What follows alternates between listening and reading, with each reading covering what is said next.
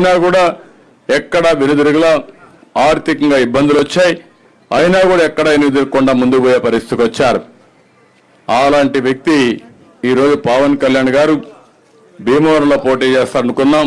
కాదు, నేను పిఠాపురం నుంచి పోటీ చేస్తానంటే ఆయన కోసం త్యాగం చేయమని నేను మన వర్మ గారిని కోరా. తప్పకుండా అంగీకరించారు. నేను ఒకటే మిమ్మల్ని కోరుతున్నా, ఏదైతే ఈరోజు పవన్ కళ్యాణ్ గారు ఈరోజే కాదు 2014లో ఈ రాష్ట్రం బాగుండాలి, ఈ రాష్ట్రం బాగుండడం కోసం నేను పోటీ చేయని ఈసారి నేను కూడా పూర్తిగా ఎన్డీఏకి సహకరిస్తానని చెప్పి సహకరించిన వ్యక్తి పవన్ కళ్యాణ్ గారు. అదే మాదిరిగా ఈ ప్రభుత్వం పైన వ్యతిరేకత ఉంది.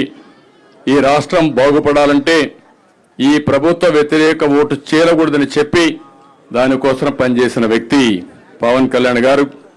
అలాంటి వ్యక్తి అక్కడ పోటీ చేసినప్పుడు ఒక పొత్తు ధర్మంలో వర్మ గారికి ఇబ్బంది ఉంటుంది, కార్యకర్తలకు ఇబ్బంది ఉంటుంది. కానీ ఆ పొత్తును మనం నెరవేర్చవలసిన బాధ్యత కూడా ఉంటుంది. నేను అందుకే వారికి ఒక మాట చెప్పాను, మీరు ఎమ్మెల్యేగా రాలేరు కానీ ఆ నియోజకవర్గం తరపున ఎమ్మెల్సీగా మొదటి ఇచ్చే ఎమ్మెల్సీలో మీరు ఉంటారు. మొదటి విడత లిస్టులో ఎమ్మెల్సీగా వారే ఉంటారు. శాసన మండలికి వస్తారు. శాసన మండలికి రావడమే కాకుండా రేపు భవిష్యత్తులో నాకు కూడా కొంత బాధ్యత ఉంది, క్షత్రియులకు న్యాయం చేయాలి.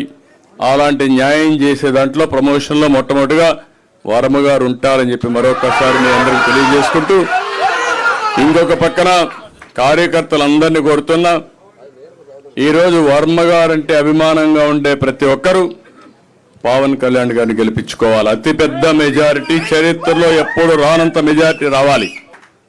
ఈరోజు దుర్మార్గులు వైసీపీని చూస్తే ఒక నాయకుడు పోటీ చేస్తా ఉంటే ఆ నాయకుడు పోటీ చేసిన సీట్లో ఈర్ష్య, అసూయ భరించలేకుండా ఇష్టానుసారంగా ఇబ్బంది పెట్టే పరిస్థితికి వచ్చారు.